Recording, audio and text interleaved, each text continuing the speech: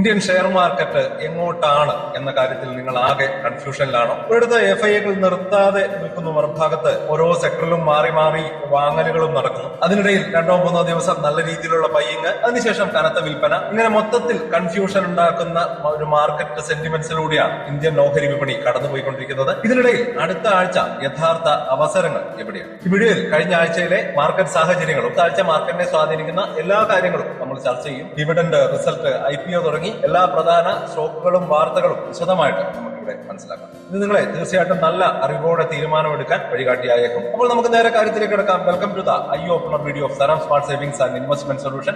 Welcome to the market outlook. Market ഔട്ട്ലുക്കിലേക്ക് കടക്കുന്നതിന് മുമ്പ് കഴിഞ്ഞ ആഴ്ച എന്തൊക്കെയാണ് ഇന്ത്യൻ ഷെയർ മാർക്കറ്റിൽ സംഭവിച്ചത് ഒരു ബ്രീഫോട് കൂടി നമുക്ക് തുടങ്ങാം. വെള്ളിയാഴ്ച ട്രേഡിംഗ് അവസാനിക്കുമ്പോൾ സെൻസെക്സ് 74,532 എന്ന ലെവലിലും നിഫ്റ്റി 23,114 എന്ന ലെവലിലുമാണ് ക്ലോസ് ചെയ്തത്. ആഴ്ചയുടെ തുടക്കത്തിൽ കണ്ട ചെറിയ കൺഫ്യൂഷൻ, അതിനുശേഷം 2-3 ദിവസം നല്ല രീതിയിലുള്ള പോസിറ്റീവ് മൂവ്മെന്റം, വ്യാഴാഴ്ച കണ്ട കനത്ത ഇടിവ്, വെള്ളിയാഴ്ച ഒരു റിക്കവറി. മൊത്തത്തിൽ ഈ ഒരു ചാഞ്ചാട്ടം നിക്ഷേപകരിൽ കാര്യമായിട്ടുള്ള കൺഫ്യൂഷൻ ഉണ്ടാക്കിയിട്ടുണ്ട്. ബാങ്ക് നിഫ്റ്റിയുടെ കാര്യത്തിലും സ്ഥിതി വ്യത്യസ്തമായിരുന്നില്ല. ആഴ്ചയുടെ തുടക്കത്തിൽ കൺഫ്യൂഷനോടെ തുടങ്ങി വെള്ളിയാഴ്ചയോടെ നഷ്ടങ്ങൾ ഭൂരിഭാഗവും തിരിച്ചുപിടിച്ച് ഏതാണ്ട് 53,427 ക്ലോസ് ചെയ്തത്. പ്രമുഖ സ്വകാര്യ ബാങ്കുകൾ ദുർബലമായപ്പോൾ PSU ബാങ്കുകളിലെ മുന്നേറ്റമാണ് ബാങ്ക് നിഫ്റ്റിയെ വലിയ വീഴ്ചയിൽ നിന്ന് സംരക്ഷിച്ചത്. ഗ്ലോബൽ ക്യൂസ് നോക്കുകയാണെങ്കിൽ പ്രധാന വില്ലൻ ക്രൂഡ് ഓയിലിന്റെ വില തന്നെയാണ്. മിഡിൽ ഈസ്റ്റിലെ സംഘർഷങ്ങൾ കാരണം ബ്രന്റ് ക്രൂഡ് ഓയിലിന്റെ വില ബാരലിന് $112 കടന്ന് മുന്നോട്ട് പോകുന്നത് നമുക്ക് കാണാൻ കഴിഞ്ഞു. സ്വാഭാവികമായിട്ട് നമ്മുടെ മാർക്കറ്റിനും ഇതൊരു നെഗറ്റീവ് സിഗ്നൽ ആണ്. അതുപോലെ തന്നെ FIAയുടെ സെല്ലിംഗ് കഴിഞ്ഞ കുറച്ചു കാലമായിട്ട് FIAകൾ ഇന്ത്യൻ മാർക്കറ്റിൽ കനത്ത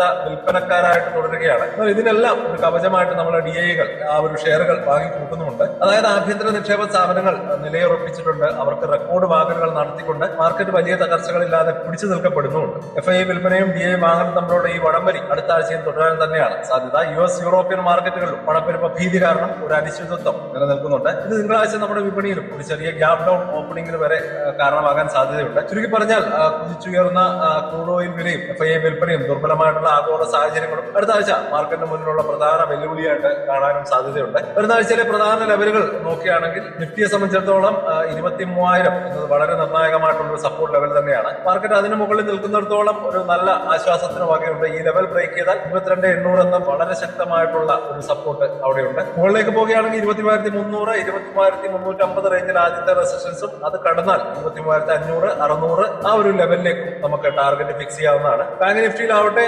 53,250 ഒരു പ്രധാന സപ്പോർട്ട് സോണാണ്. മുകളിലേക്ക് 54,380, 54,500 റേഞ്ചിൽ റെസിസ്റ്റൻസും വരാൻ സാധ്യതയുണ്ട്. ഹെവി വെയിറ്റ് സ്റ്റോക്കുകളായിട്ടുള്ള HDFC ബാങ്ക്, ICICI ബാങ്ക് എന്നിവയുടെ പ്രകടനം ബാങ്ക് നിഫ്റ്റിയുടെ ദിശ നിർണ്ണയിക്കാൻ പ്രധാനമായിരിക്കുകയും ചെയ്യും. അടുത്ത ആഴ്ച ശ്രദ്ധിക്കേണ്ട സെക്ടറുകൾ പ്രധാനമായിട്ടും ഒന്നാമത് IT സെക്ടറാണ്. ആഗോള ഭീമനായിട്ടുള്ള അക്സെഞ്ചറിന്റെ റിസൾട്ടിന് ശേഷം ഇന്ത്യൻ IT സ്റ്റോക്കുകളിലും ഒരു പോസിറ്റീവ് സെന്റിമെന്റ്സ് കാണുന്നുണ്ട്. ഡോളർ ശക്തിപ്പെടുന്നതും ഈ ഒരു സെക്ടറിന് അനുകൂലമായിട്ടുള്ള ഘടകമായിട്ട് കാണാൻ കഴിയും. ഇൻഫോസിസ്, TCS പോലെയുള്ള ഓഹരികൾ ശ്രദ്ധാകേന്ദ്രമായേക്കാം. മറ്റൊരു സെക്ടർ മെറ്റൽ ആൻഡ് എനർജിയാണ്. ക്രൂഡ് ഓയിൽ വില കൂടുന്നത് ONGC, ഓയിൽ ഇന്ത്യ പോലെയുള്ള എനർജി സ്റ്റോക്കുകൾക്ക് ഗുണകരമാണ്. അതോടൊപ്പം ചൈനയിൽ നിന്നുള്ള ഡിമാൻഡ് വർദ്ധിക്കുമെന്ന പ്രതീക്ഷയിൽ ടാറ്റാ സ്റ്റീൽ, JSW സ്റ്റീൽ പോലെയുള്ള മെറ്റൽ സ്റ്റോക്കുകളിലും നല്ല താല്പര്യം വർദ്ധിച്ചിട്ടുണ്ട്. PSU ബാങ്കുകളിലാവട്ടെ സ്വകാര്യ ബാങ്കുകൾ ക്ഷീണത്തിലാണ്. ബേസിക്കലി PSU ബാങ്കുകളാണ് ഈ ഒരു സെക്ടറിനെ മുന്നോട്ട് കൊണ്ടുവന്നത്. Bank of Baroda, Canara bank, SBI തുടങ്ങിയ ഓഹരികൾ കഴിഞ്ഞ ആഴ്ചയും ശക്തമായിട്ടുള്ള പ്രകടനം കാഴ്ചവെക്കുകയുണ്ടായി. ഈ ഒരു ട്രെൻഡ് തുടരാൻ സാധ്യതയുണ്ട് എന്ന് നമുക്ക് കരുതാം. അതേസമയം ഓട്ടോമൊബൈൽ സെക്ടറിൽ കഴിഞ്ഞ ആഴ്ചയിലെ തിരുത്തലിന് ശേഷം ഓട്ടോ സെക്ടറിൽ ഒരു റിക്കവറി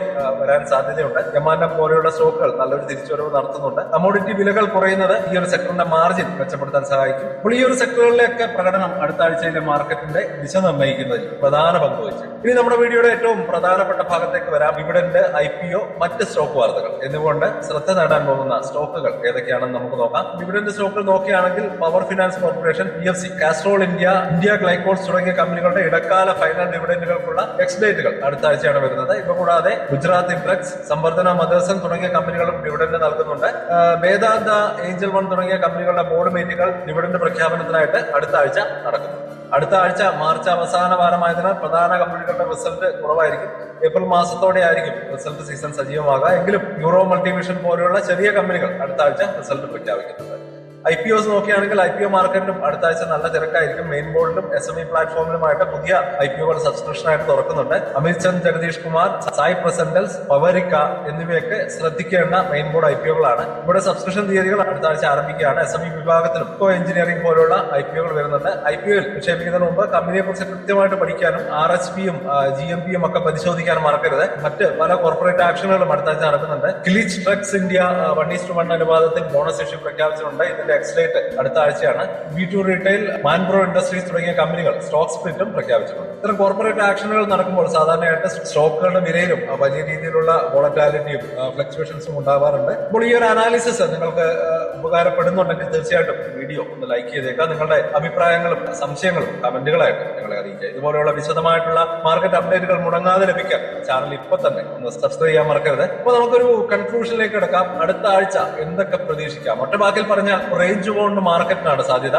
DIകളുടെ ശക്തമായിട്ടുള്ള വാങ്ങൽ വിപണിക്ക് താങ്ങ് നൽകുമ്പോൾ FII വിൽപ്പനയും ആഗോള കാരണങ്ങളും വലിയ മുന്നേറ്റങ്ങൾക്ക് തടസ്സമായേക്കും. നിഫ്റ്റി ഡൗൺ ആണെങ്കിൽ 22,800, 22,750 വരെയുള്ള ആ ഒരു ലെവലിലേക്ക് പോകാൻ സാധ്യതയുണ്ട്. അതുപോലെ തന്നെ മുകളിലേക്ക് പോവുകയാണെങ്കിൽ 23,300, 23,350 റേഞ്ചിലും അതിനുശേഷം 23,500, 600 റേഞ്ചിലേക്കും എത്താനുള്ള സാധ്യതകളുണ്ട്. എന്നാൽ ആഗോളതലത്തിൽ മറ്റെന്തെങ്കിലും മോശം വാർത്തകൾ വന്നാൽ മാർക്കറ്റ് വീണ്ടും ഒരു വിൽപ്പന സമ്മർദ്ദത്തിലേക്ക് പോകാൻ സാധ്യതയുണ്ട്. അതുകൊണ്ട് ട്രേഡർമാർ ശ്രദ്ധയോടെയും കൃത്യമായിട്ടുള്ള സ്റ്റോപ്പ് ലോസ് ഉപയോഗിച്ച് മാത്രം ട്രേഡ് ചെയ്യുക. ദീർഘകാല നിക്ഷേപകർക്ക് നല്ല അവസരങ്ങൾ ഫണ്ടമെന്റൽസ് ഉള്ള കമ്പനികളിൽ ഘട്ടം ഘട്ടമായി നിക്ഷേപം നടത്താൻ ഉപയോഗിക്കാം. അടുത്ത ആഴ്ചയിലെ പുതിയ മാർക്കറ്റ് വിശേഷങ്ങളുമായിട്ട് വീണ്ടും അടുത്ത ആഴ്ച കാണാം. അതുവരേക്കും ഹാപ്പി ഇൻവെസ്റ്റിംഗ്.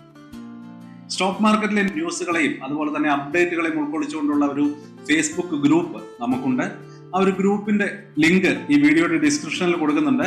താല്പര്യമുള്ളവർക്ക് ആ ലിങ്കിൽ ക്ലിക്ക് ചെയ്തുകൊണ്ട് ഗ്രൂപ്പിൽ ജോയിൻ ചെയ്യാം. ഏറ്റവും ലേറ്റസ്റ്റ് ആയിട്ടുള്ള ന്യൂസുകൾ നമ്മൾ അതിൽ അപ്ഡേറ്റ് ചെയ്യുന്നുണ്ട്. വളരെ ഇൻഫോർമേറ്റീവ് ആയിരിക്കും.